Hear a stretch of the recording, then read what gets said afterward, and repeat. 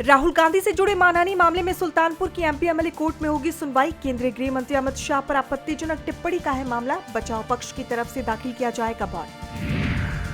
पटना पहुंचेंगे कांग्रेस सांसद राहुल गांधी। बापू सभागार में आयोजित पान महासम्मेलन का करेंगे उद्घाटन। जनता को करेंगे संबोधित। मंच पर तेजस्वी यादव और दीपांकर भट्टाचार्य भी होंगे साथ।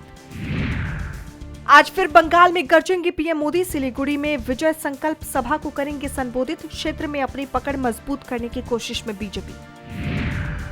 कांग्रेस सांसद राहुल गांधी ने दिल्ली में मैराथन को दिखाई हरी झंडी। बीजेपी और संघ पर साधा निशाना। कहा संविधान खत्म करने की हो रही कोशिश। संसद के विशेष सत्र पर विवाद। कांग्रेस अध्यक्ष मल्लिकार्जुन खड़गे का केंद्र सरकार पर बड़ा हमला। कहा महिला आरक्षण को बिना चर्चा के थोप रही मोदी सरकार। तमिलनाडु के मुख्यमंत्री एमके स्टालिन का बीजेपी पर बड़ा हमला। कहा एआईएडीएमके का मुखौटा पहनकर राज्य में आ रही बीजेपी। जनता कह रही डीएमके को देंगे वोट।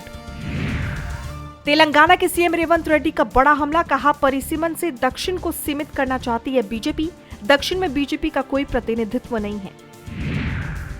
समाजवादी पार्टी ने बीजेपी पर लगाया बड़ा आरोप। कहा यूपी में गैस संकट के लिए भाजपा सरकार है जिम्मेदार। 2027 में सबक सिखाएगी जनता। बंगाल दौरे पर यूपी के सीएम योगी आदित्यनाथ 3 जनसभाओं को करेंगे संबोधित। राज्य में 23 और 29 अप्रैल को होने हैं चुनाव।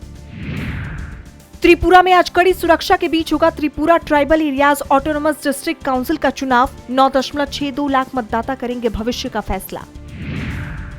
बेनतीजा रही इस्लामाबाद वार्ता। अमेरिकी उपराष्ट्रपति जेडी वेंस बोले ईरान ने हमारी शर्तें नहीं मानी, डील के बिना लौट रहे।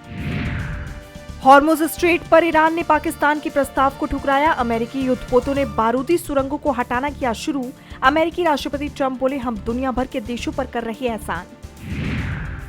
भारत से संबंध अहम। तारिक रहमान से पीएम मोदी का खास बॉन्ड। दिल्ली दौरे के बाद खुलकर बोले बांग्लादेशी विदेश मंत्री खलील उर रहमान। जल्द ही भारत का दौरा कर सकते हैं बांग्लादेशी प्रधानमंत्री।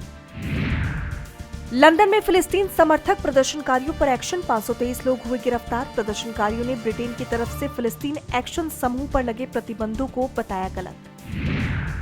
क्रॉस स्ट्रेट के तनाव के बीच चीनी राष्ट्रपति जिनपिंग का बयान। चीन और ताइवान मिलकर करेंगे विकास। द्विपक्षीय संबंधों को सुधारने के साथ ही शांति और एकता को बढ़ावा देने पर दिया जोर।